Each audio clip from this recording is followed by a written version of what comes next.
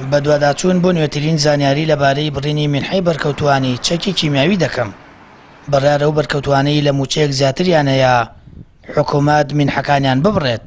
ئەوەش بووەتە جێگەی نیگەرانی و کاردانەوەی بریندارانی چەکی کیمیایی. کۆمەڵەی قوربانیان دەڵێت پێویستە حکوومەت دەست بۆ منحەی بەرکەوتوان نەبات. جێگەی پرسیارە بەلای ئێمەوە حکوومەتی هەرێمی کوردستان هەست بە ئازارەکانی ئێمە ناکاوە، هەست دەکەم ئەو معاناتەی کە قوربانیەکان هەیە تا ئێستا حکوومەت دەرکی پێناکە.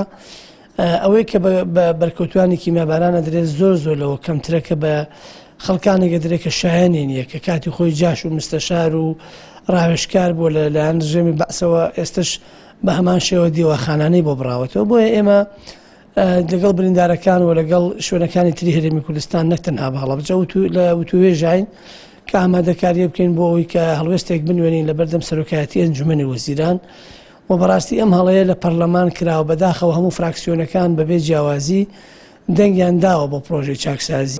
پرۆژەی یاسای چاکسازی کە حکوومەت ئاڕاستەی پەرلەمانی کرد، پەرلەمان پەسەندی کرد و ئاڕاستی ئەنجومەنی وەزیرانی کردوێتەوە.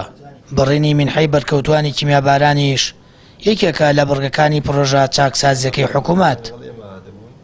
ئەم منحەی بەرکەوتوانە بۆ دەرێت بەرکەوتی چەکی کیمیایی بۆ وەرگرتنی چارەسەرەوە بۆ کڕینی عیلاج و پێداویستیەکانە کە بۆ هەموو بەرکەوتەیەک پێویستێکی زەڕوریاتی ئەو بەرکەوتەوە ئەم منحەیە ئەگەر ببرێت کەلێنێکی زۆر گەورە خاتە سەر بەرکەوتی چەکی کیمیایی. وەڵای ئەمە وەکو بەرکەوتی چەکی کیمیایی ئەمە چاوەڕێ بوون حکوومەتی هەرێمی کوردستان لە جایی دەست بووە بۆ بڕینی منحەکان چاوەڕێ بووین ئێمە ڕەوانەی دەروی وڵات بکرین بۆ وڵاتی ئەڵمانیا بۆ وڵاتان بۆ وەرگرتنی چارەسەر نەک بێت بە ناوی چاکسازیەوە.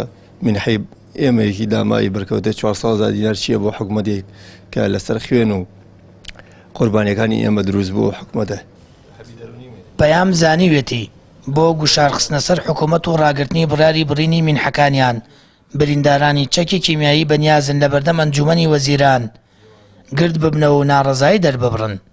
جێگەی ئاماژەیە پرۆژە چاکسازیەکەی حکوومەتی هەرێم کە بەرپرسان زۆر بەشان و باڵیدا هەڵدەدەن تا ئێستا وەکداوی جاڵجاڵۆکە دێتە بەرچاو کە تەنیا نێچیری لاواز و بێپشت و پەنا دەگرێت.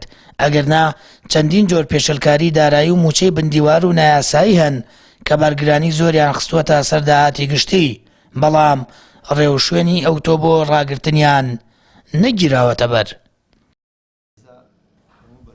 سامان فتاح، کەناڵی ئاسمانی پەیام، هەڵەبجە.